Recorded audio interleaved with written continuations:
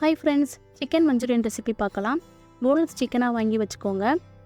இப்போ 1 ஸ்பூன் மைதா மாவு, 1 spoon cornflour மாவு, 1 ஸ்பூன் அரிசி மாவு இருந்தால் சேர்த்துக்கோங்க. 1 ஸ்பூன் இஞ்சி பூண்டு பேஸ்ட், தேவையான அளவு உப்பு சேர்த்துக்கோங்க. 2 ஸ்பூன் சில்லி பவுடர் சேர்த்துக்கோங்க. நான் வீட்டு மிளகாய் தூள் தான் சேர்த்துருக்கிறேன். ஒரு முட்டை உடச்சி ஊற்றிக்கோங்க. முட்டை வேணான்னா நீங்கள் விட்டுறலாம். இப்போ இதெல்லாம் சேர்த்து கலந்து விட்டு ஒரு 15 மினிட்ஸ் ஊற வச்சுக்கோங்க.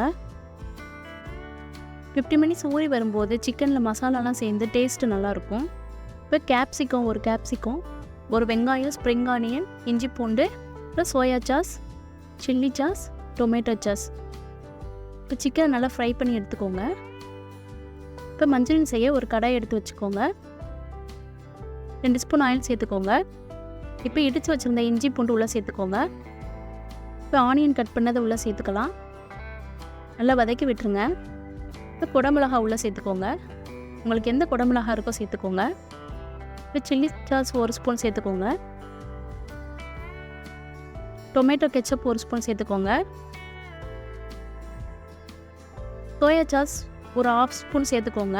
உங்ககிட்ட டார்க்காக இருந்துச்சுன்னா கம்மியாக சேர்த்துக்கோங்க. லைட்டாக இருந்துச்சுன்னா 1 ஸ்பூன் சேர்த்துக்கோங்க. இதெல்லாம் நல்லா கலந்து விட்டுருங்க.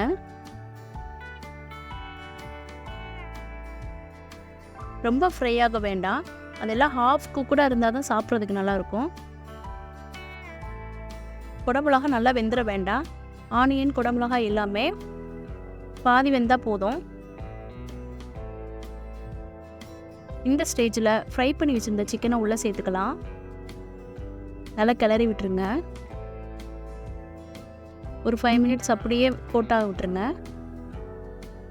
இப்போ கார்ன்ஃப்ளவர் நான் ஒரு 1/2 ஸ்பூன் எடுத்து தண்ணியில் கரைச்சி உள்ளே சேர்த்துக்கிறேன்.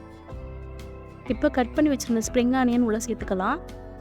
இப்போ பெப்பர் தூள் சேர்த்துக்கோங்க. பெப்பர் பவுடர் இருந்துச்சுன்னா சேர்த்துக்கோங்க, இல்லைனா இடித்து உள்ளே சேர்த்துக்கோங்க. உங்ககிட்ட வெள்ளை எலி இருந்துச்சுன்னா சேர்த்துக்கோங்க, இல்லைன்னா ஸ்கிப் பண்ணிடுங்க. பாருங்கள், வீட்டிலே ஒரு அட்டகாசமான சிக்கன் மஞ்சூரியன் ரெடி ஆயிடுச்சு. நீங்களும் இந்த ரெசிபியை ட்ரை பண்ணி பாருங்கள்.